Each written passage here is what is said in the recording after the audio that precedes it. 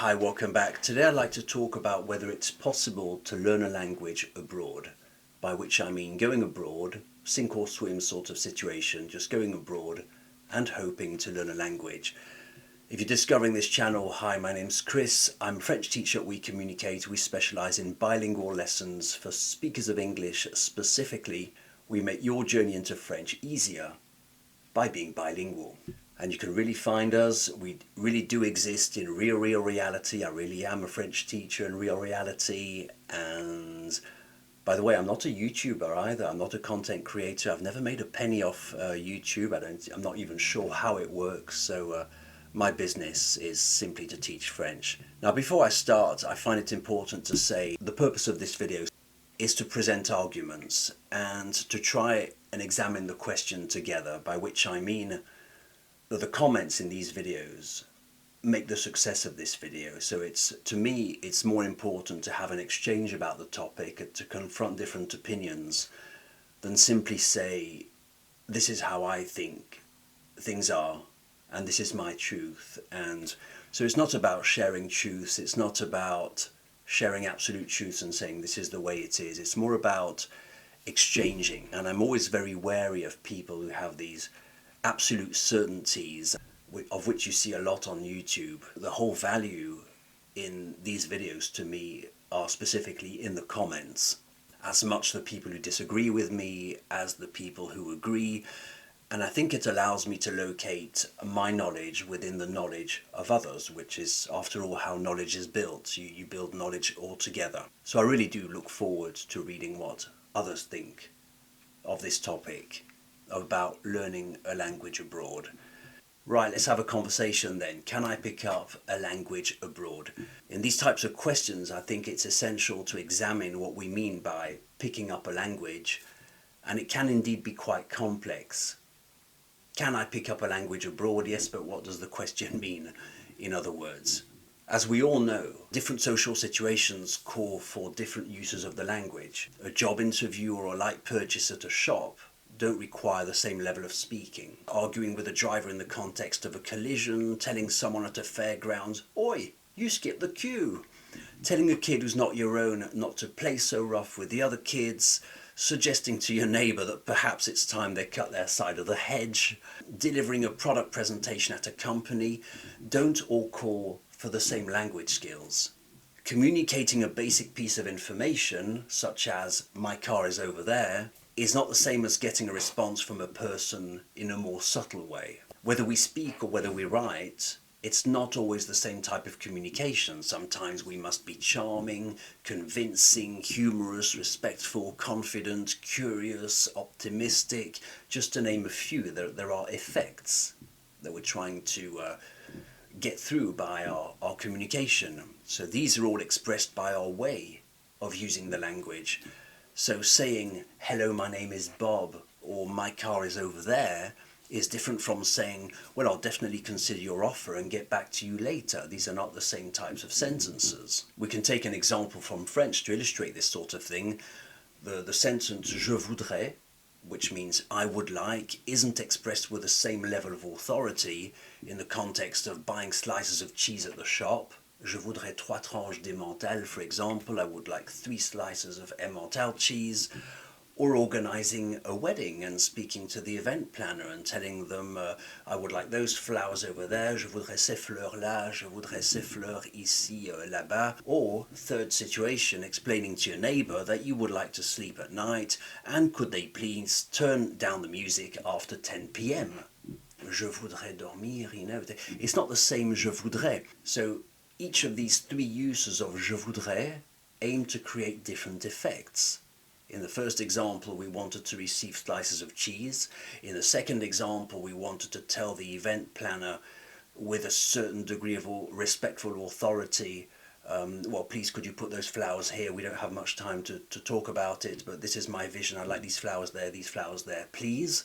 And in the third effect, we're trying to tell the noisy neighbour that we would like to sleep after 10 p.m. I think the initial question of this video, can I learn a language abroad, becomes, will I be able to handle all these situations, and am I sure I'm doing it right? Which is the part of the language that we won't learn by simply being abroad. Now, in this conversation, I'm neither completely against or completely in favour of learning a language abroad, and I think it would be unrealistic to say that being abroad presents no advantages at all in learning a language. In my experience as a teacher, there's a definite increase in specialised vocabulary that's directly linked to the realities of our new life abroad. So that's one advantage. It would be impossible to argue against it. For example, words for motor vehicle inspection, VAT, immigration paperwork, and so many others. As soon as we ask for a fitting room in a shop, well, we'll learn the words for coat hanger, trying on, maximum 3 items, and oh yeah, are you sure you paid for that, please? And among many others. So we are confronted to situations abroad which benefit our specialised vocabulary, definitely. In terms of the vocabulary, there will be an increase in nouns, so the words that name things, and verbs, actions, these two in particular. Living abroad creates more of a need to understand the locals with precision.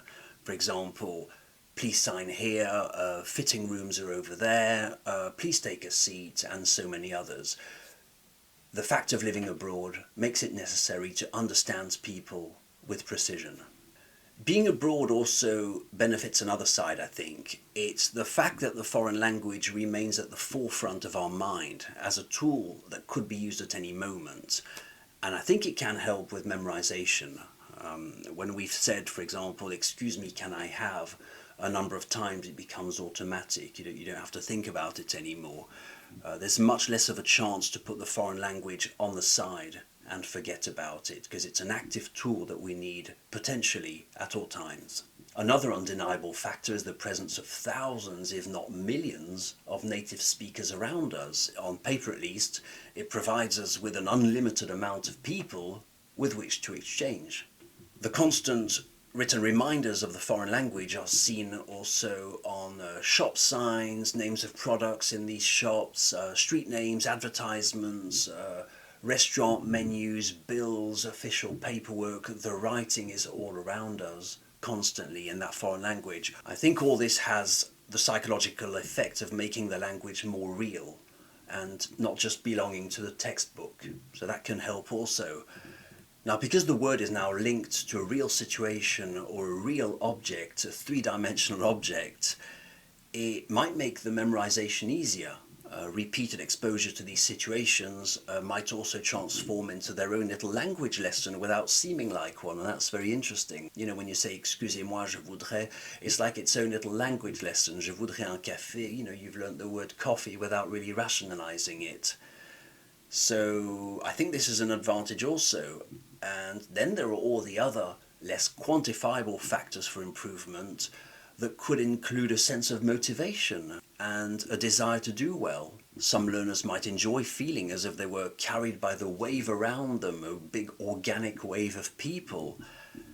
And the language now takes on a more organic form. It no longer lives in the textbook. So there are, I feel, definite advantages to living abroad to learn a language. This being said, despite all these advantages, there is a however or two. Let's talk about a few real-life situations that we might have all encountered. I think that each of us has encountered, has met a neighbour, a Uber driver, a corner store owner who's been in our country for a number of years but still doesn't speak the language well. I've seen plenty in Brussels. Now, from this, we can conclude several things.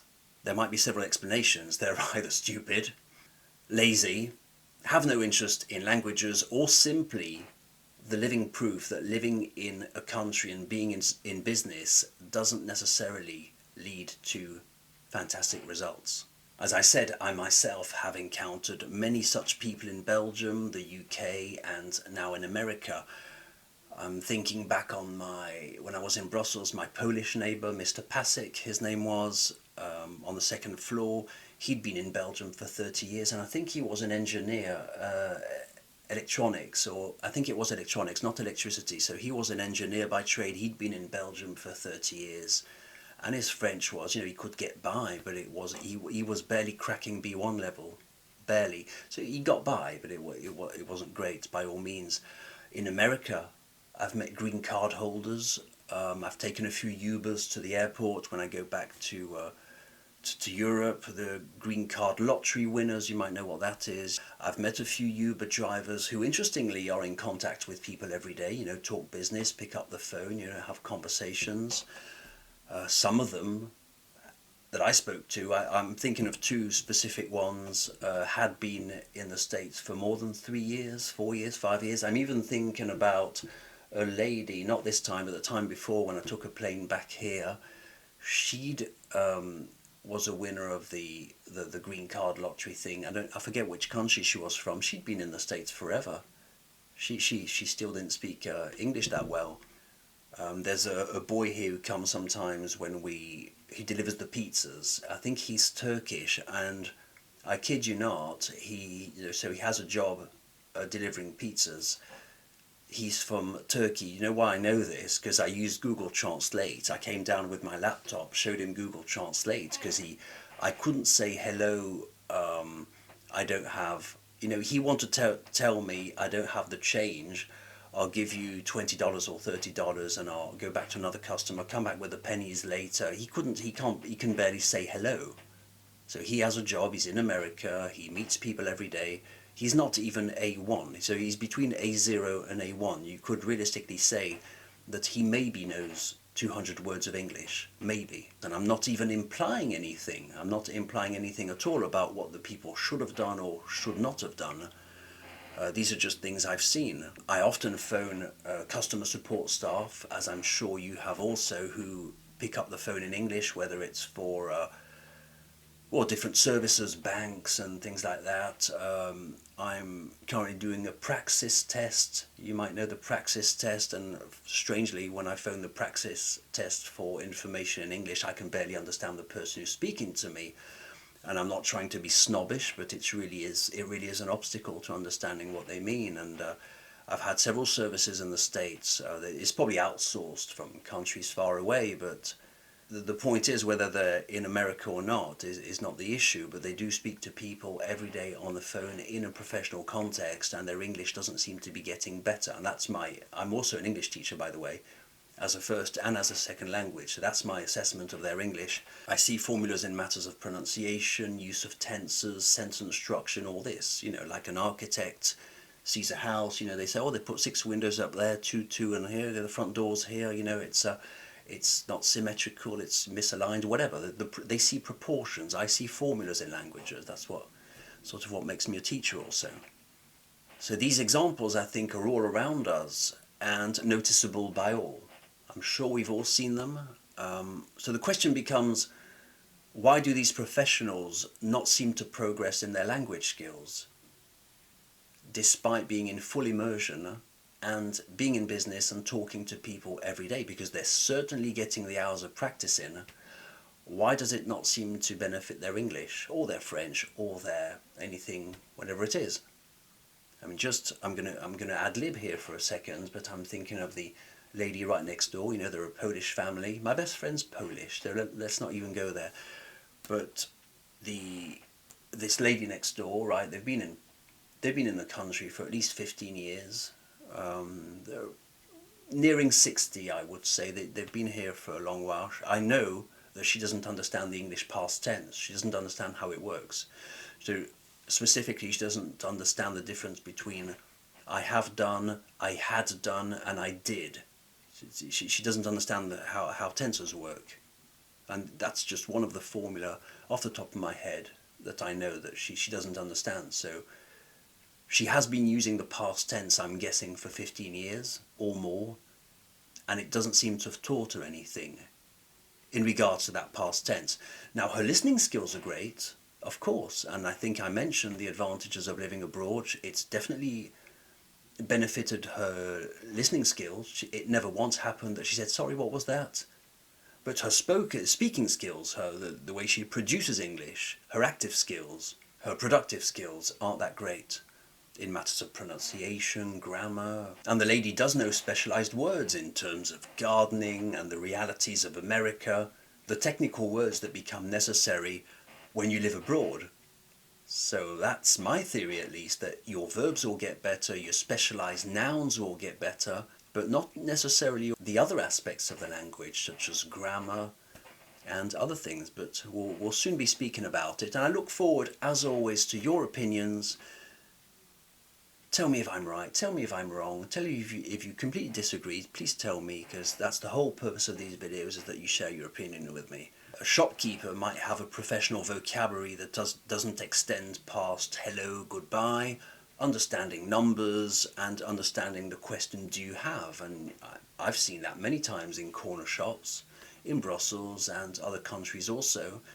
Such professionals might have less of a need to engage in the language skills that might be useful when having to attend a meeting at their kid's school in the case of a disciplinary action. So imagine the poor shopkeeper going to school in the context of a disciplinary action. When will they pick up the English or French skills that will allow them to reassure the principal that the matter is in good hands, or to explain the recent behaviour changes of their child, or the steps they intend to take to make sure that the disciplinary problem doesn't happen again? Good morning, madam. Good morning, sir. We've been having problems with your child. We've been noticing this and that and that, and a few things have gone missing, and we've noticed, relationships with other kids aren't so good. He's gotten into a fight or two. What do you think you'll be doing as parents and in the future to sort of curb this behaviour? And there's a certain way of speaking to a principal. You want to come across as respectable parents who take the matter seriously, and you can't sort of just say, I take care, you see, I take care. And I'm not imitating any specific accent, I'm making up an accent, but I take care, you see, I take care, yeah, good. It won't work, because whatever social or professional situation you're in abroad, if that social or professional situation doesn't bring you the tools for every different context in which you might be speaking, it can be a bit of an issue, I would say. It can also be interesting to project ourselves abroad. Let's imagine for a second we've just landed in our dream country, and with just a few basic notions of the language we start our new life. How exciting! Now to find a local with whom we can practice, obviously. Oh, there's one. Excuse me, sir, do you have a moment for a conversation? If you don't mind, can you point out my mistakes and provide me with a few examples, counter-examples, and you have a moment for that? Obviously not. Obviously it's not going to happen, and I'm not taking the PISS. You know why? Because as a fool, I actually went to Germany. I found myself a room in Germany. I went there in July. I think I spent a month in. You know what I found out? There's no one to speak to. So you read German all around you, you're surrounded by Germans, you're not going to sort of interrupt someone in the street and say, do you have a moment for a conversation? Obviously not. I found that out firsthand, so I'm the first fool. So evidently, this type of situation isn't going to happen. You're not going to tell someone, do you have a moment for a conversation, and could you please give me feedback on my level of French? The conversations we have abroad will be based on the communicative needs of the other participants also. Just as they are at home. It's an exchange. If there's no information in it for them, they simply won't speak to you. And these are the universally agreed upon principles of the conversation. I want something from you, you want something from me. I'm not just going to stand there while you tell me your life story. The other person participating in the conversation needs to get something out of it, otherwise they're just listening to us. So if that plan doesn't work, I think that the next best thing is to fall back on observation and listening. And I hear that very often. Some people suggest watching films in a foreign language or listening to the radio. But in my opinion, and please do correct me because I think this is an important point, in my opinion, two problems arise. How do you transform your listening skills into an active skill that you can use? Because statistically, I believe, if you learn by listening, films, radio, whatever it is, a learner would have to encounter as many points of the language as there are. They would have to encounter them more than once. They would have to notice them when they hear them. They would have to analyze them, self-explain them in a way that leads to it being a practical tool. So what I mean is, imagine you're watching a film. Oh, what was that? What did they say there? Maybe you didn't even notice it, right? But imagine that you did notice it. What was that? What was that? What did they just say? Okay, pause, rewind, listen to it again. Okay, right, that seems it. Oh, that's a tense I didn't know. That's a word I didn't know. But I wonder why they said that in that context. Wait, so the film is on pause. Start your research. Start to... takes a while, doesn't it? And then you have to, once you've self-explained it, you have to sort of transform it into an active tool that you can use. Let's take an example. In French, ayez fini avant que je revienne. Okay, you hear this in a film, you hear this, it grabs your attention, you hear this in a film, you hear the sentence, ayez fini avant que je revienne. It's very quickly, because likely they'll say, ayez fini avant que je revienne. Huh? Okay, what was that? What did you say? Ayez fini avant que je revienne? What? Ayez fini avant que je revienne. Okay, but they won't be speaking that way. If it's a film, if it's native level speed. Let's suppose, okay, that in the film that we're watching, two actors are painting a wall. And the third tells them to finish before he comes back. Okay, that's the context of the film. Now the first issue is to properly hear the sentence, to pause it and analyze it. Remember, one of the actors told the two others, ayez fini avant que je revienne. Okay, that's the speed at which they'll be saying it. So now the clock is ticking because you've paused the film and you start to work on this sentence. Ayez fini avant que je revienne. You write it down, you memorize it. The subtitles might not have given you a proper translation because in this case, this tense doesn't exist in English. It's called a past imperative.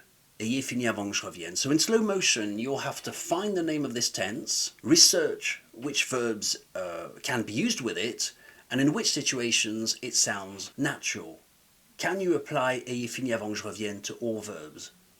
Which situations do you use it in? Now keep the results in mind for future reference. This is something you'll have to do, because now you'll be waiting weeks or months before you encounter another similar sentence in this tense, and you do the process all over again. So imagine the work you'll have to do. You have to memorize ayez fini avant que je revienne. You have to write it down, memorize it, research it, and hope that you encounter it in another film or another social situation, radio, films, whatever. Multiply that by as many points of grammar or linguistics as there are, and I think we soon realize that statistically it's going to take rather a long time, and that the odds are rather small that you will encounter every meaningful part of the language. Now you can try your luck and say ayez mangé or ayez visité, which unfortunately means nothing at all. So you can't just take this formula ayez fini and apply it to ayez visité or ayez mangé, because it doesn't work. That's my argument, but please, please, please do tell me the contrary. Please do tell me whether you agree or whether you think it's not true at all. Am I exaggerating? Am I being dishonest with my example? I don't know. Please do tell me. If this specific example doesn't seem convincing, I'm not trying to convince you, I'm sharing a point of view, I think it's reasonable to look at other fields of life, and such as sports or music, and ask ourselves if observing a violinist or a football team will make us knowledgeable in those fields. I think it's a reasonable question. A probable reason for which there's a professional commentary team, think of Match of the Day, think of the NBA, whatever your sport is, there's often a panel of experts who give us a technical analysis of the game.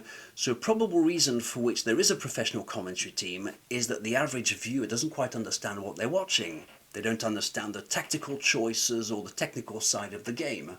Probably. More simplistically, I think we've all spent hours in supermarkets, and probably weeks. If you put all the hours back to back, we've probably all spent weeks or months or even years in supermarkets. Does it make us knowledgeable in how to set the pricing, promote products and organize the aisles? Not in the slightest. What I mean to say is that learning by observing might not be as self-evident as we think. I spent hours, I spent days, years in supermarkets.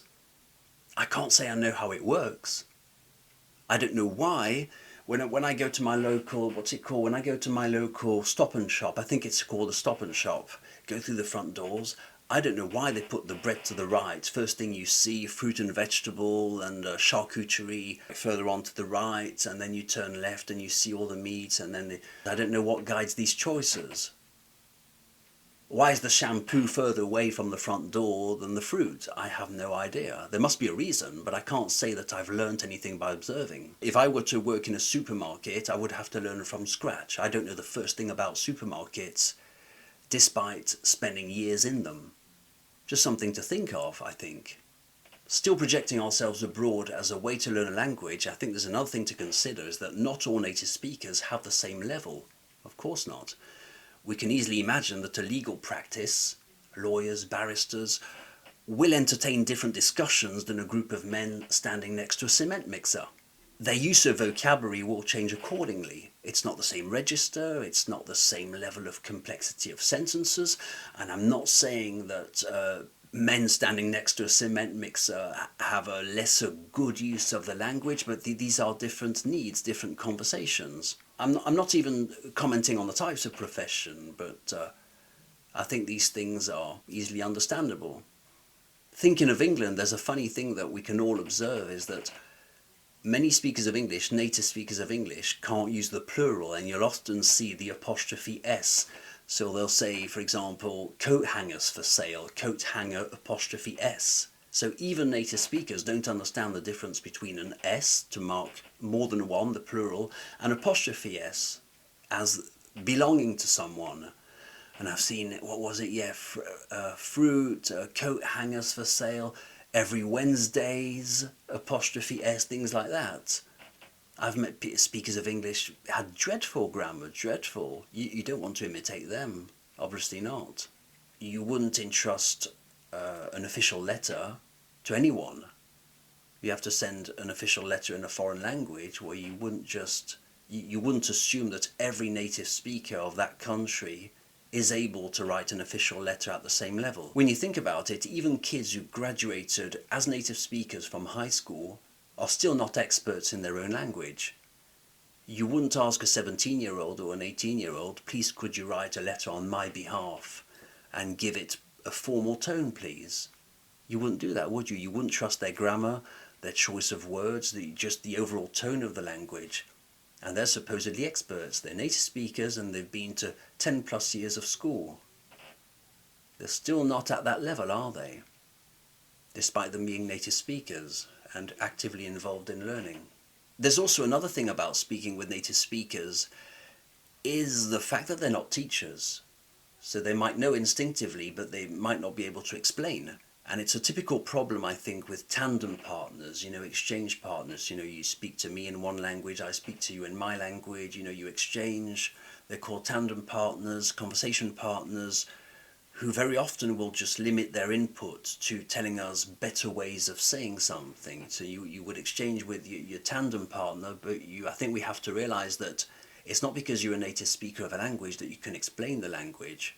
You can't, and this is what I meant with being able to analyze the language and see formulas. A native speaker doesn't think about what they're doing. They don't break it up into different technical parts, so they know how to speak the language instinctively, but when they listen to you speak it, they'll just say, nah, people don't say that. I don't know why, but people don't say that. Or maybe this tense is better, or this word is better. But they can just point out the mistakes. They can't actually correct you. There's another thing also about being abroad and relying on native speakers to correct us is, I think that most people, it's fair to say, enjoy peace of mind and avoid making efforts every time they can. It's usually how we make our decisions. It's easy over there, it's hard over there. You know what, I'll go with what's easy. And correcting you is seen as an effort. It also has the inconvenience of breaking up the flow of the conversation as well as seeming rude. That's what people do. They'll choose the easiest option in most choices they make. And we speak about it a lot in the concept of delayed gratification, because delayed gratification is a thing. Doing a hard thing now for something better later. The reason we speak about it is that it's sort of contrary to our instincts. A lot of people choose the easiest solution. So why would a native speaker go through something that seems troublesome? Why would they impose on themselves an extra effort of correcting you when it's just easier to skip all your mistakes? Why realistically would we think that they would do that for us? I don't know. From what I've seen, personal experience in the different countries where I've lived, is that the locals around us will forgive our mistakes and they'll accept them as our unique way of speaking as foreigners. The various mistakes or grammar mistakes or mispronunciations can sometimes go on for years, such as my different neighbours here, lady over there, but different neighbours that I've met. And these mistakes can go on for years or even decades. As we settle into our new country, I think we get caught up in other priorities other than sharpening our speaking skills. It's not the first mission that we think about every day. We think about getting on with our lives and doing other things. And we sort of put that priority on hold, improving our language skills. It's very hard to stay disciplined and think of only that. I think we fall into survival mode and we develop speaking skills that help us get by and use these same unpolished skills years later. As long as we get by, people seem to react to my message. Okay, we're not going to polish those skills. We're not going to improve every day. We're not going to stay focused on that mission. You know, people seem to understand me. Okay, I understand them. We're more into survival mode. Nothing guarantees, in my opinion, that we will ever go back to learning properly once we're more settled. And I can say that I've never seen it. I think these people, these expats, or I've gotten a lot of pushback from using the term expat in these videos, or immigrants or expats, call them as you want. I think it would be rather rare that to go to a country, to learn as you can, find a job, start living there, you know, daily life, or the necessities that daily life imposes on us, but to keep in the back of our mind this goal, which is to progress and get fantastically good at the language. Could you imagine anyone do that over a period of 4, 5, 6 years? Say, okay, well, I've learned what I can, now I'm working full time, you know, but you know, a year from now I'm going to get back in the language and really start to learn well. Do you think people do that? I don't know. Tell me in the comments. Maybe you have. Before concluding on this video, perhaps we could just go through 10 questions as a sort of a self-assessment, a little checklist. It's in the article, you'll be able to find it online. Let's go through 10 questions. Again, I'm not trying to impose my point of view. We're asking questions, we're exchanging here. Question number 1. Which are the social contexts in which I will likely speak once I'm abroad? So project yourself abroad, you're going abroad, you intend to pick up the language abroad, no classes. Make a list of the social contexts in which you're likely to speak once you arrive. With who will you be speaking? Which context? Number 2, who do I imagine myself speaking with? You go abroad, can you picture that person in front of you? Who will you be speaking with?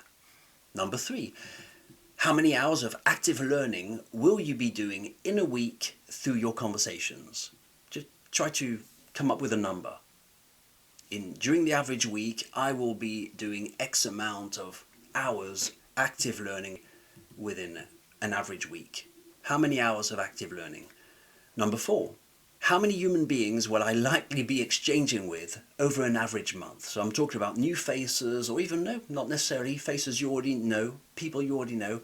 How many times over a period of 1 month how many different human beings will you be exchanging with over a period of a month if you go abroad? Months from now, a year from now, realistically, what do you think the number would be? Number 5, how will I know with certainty that I'm not dragging on mistakes for years? Now the obvious answer is that, well, I'll notice, because I'll hear what other people say and I'll notice. I don't know, it's a question. But the question is, how will you know with certainty that you are not making mistakes and you haven't been dragging on mistakes for years? How will you know for certainty? What's going to cause this knowledge to happen? You may answer observation, I don't know. It's worth considering, I think. Number 6, how many sustained, in-depth conversations will I have on average over a month? Sustained conversations, how many over a period of 1 month on average do you think you'll be having? Number 7, do I ever have in-depth conversations in my own country? Who with? Will I find this person abroad? Does it ever happen that you have in-depth conversations with anyone in which you can exchange over a variety of topics, different contexts? Do you do that in your own country with people? Perhaps it will happen abroad, I don't know. Number 8. Which type of vocabulary will I likely need abroad? Which social context, economic context, which type of vocabulary do you think you'll need abroad? Number 9. Will locals encourage me to speak well, or will they accept anything I say? Do you think there'll be an encouragement from locals who hear you speak and they say, "Oh, you're new to the country, are you? Okay, wait, that's not the way we say this. Let me guide you. Will they be doing that for you?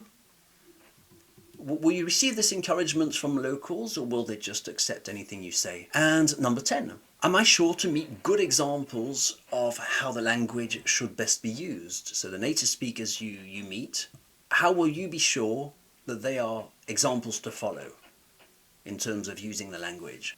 So these are 10 questions I think are reasonable to ask ourselves, and hopefully they'll help you to find your own answers, because I don't have the answers, I only have questions. I think it's actually the best definition of knowledge, because as I said, I'm very, very wary of people who know things. So many people seem to have so much knowledge, especially on YouTube.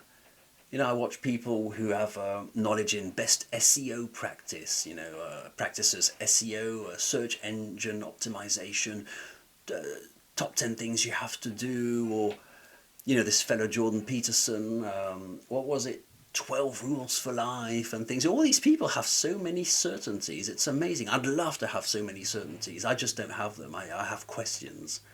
I think that's how knowledge is built. You exchange, and all these people who have so much knowledge that they're ready to share, a one-sided transfer of knowledge. This is what I know. This is what you should be doing with your website. This is why people like you, this is why people don't like you, this is the best way to be fit, this is the best way to do anything. They have all these formulas that work all the time. I'm sorry, but I don't have that. I just have questions. I just try to exchange and to come to the bottom of what's the best practice in different fields. So to conclude this conversation, I'm calling it a conversation, I think that the question of whether it's preferable to learn a language abroad or with structured classes at home might be best answered by comparison with other sink or swim situations.